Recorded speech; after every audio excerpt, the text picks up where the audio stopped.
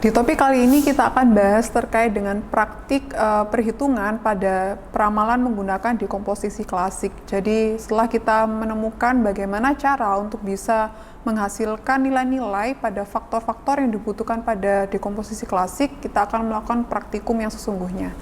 Jadi, seperti yang sudah disinggung pada topik sebelumnya, bahwa dekomposisi klasik itu adalah proses di mana kita mengidentifikasi faktor-faktor yang bisa digunakan pada suatu data time series untuk memproyeksikan data di masa depan, di mana terdiri atas tren, kemudian musiman, kemudian siklis, dan juga yang terakhir adalah irregularity.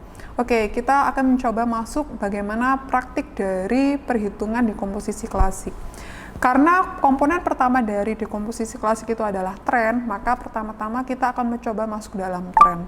Perhitungan dari tren, seperti yang sudah disinggung sebelumnya, adalah kita perlu melakukan regresi. Jadi, setelah kita melakukan regresi, maka akan ditemukanlah nilai untuk dari tren yang akan kita peroleh dan akan kita proses. Nah, selanjutnya setelah kita memperoleh nilai tren dari hasil regresi tadi, kita akan melanjutkan pada pencarian dari nilai indeks musiman.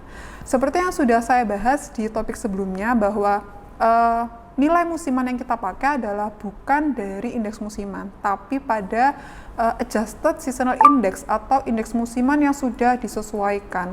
Maka dari itu, dalam proses pencarian dari indeks musiman, kita tidak berhenti ketika kita sudah menemukan indeks musiman saja, tapi masih perlu kita lanjutkan untuk mencari nilai dari modified. Kemudian dari nilai modified kita akan proses untuk mencari nilai indeks musiman yang sudah disesuaikan.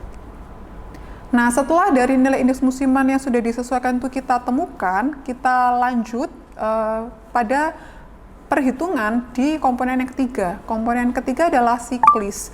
Jadi komponen ketiga ini akan menunjukkan adanya pengaruh dari suatu siklus bisnis pada suatu data, sehingga kita membutuhkan komponen siklis ini dalam perhitungan pada dekomposisi klasik. Setelah kita menemukan nilai dari siklis, selanjutnya kita akan bisa memproses hasil dari dekomposisi klasik, yaitu perkalian antara nilai dari tren, kemudian kita kalikan dengan indeks musimannya, kemudian kita kalikan dengan nilai siklis, dan kemudian kita kalikan lagi dengan irregularity. Jadi formula dari dekomposisi klasik itu adalah tren dikali indeks musiman, dikalikan dengan siklis, dikali dengan irregularity. Nantinya lewat hasil dekomposisi klasik itu, kita bisa memperoleh suatu nilai yang nantinya bisa kita gunakan untuk melakukan proyeksi di masa depan. Begitu. Oke, kita sudah membahas terkait praktikum yang kita lakukan pada dekomposisi klasik. Anda bisa mengecek lebih detail terkait langkah-langkah, kemudian menu apa saja yang perlu kita gunakan dalam perhitungan pada dekomposisi klasik lewat modul yang tersedia. Terima kasih sudah mengikuti modul ini hingga akhir. Semoga modul ini bermanfaat dan sampai jumpa lagi di modul selanjutnya. Terima kasih.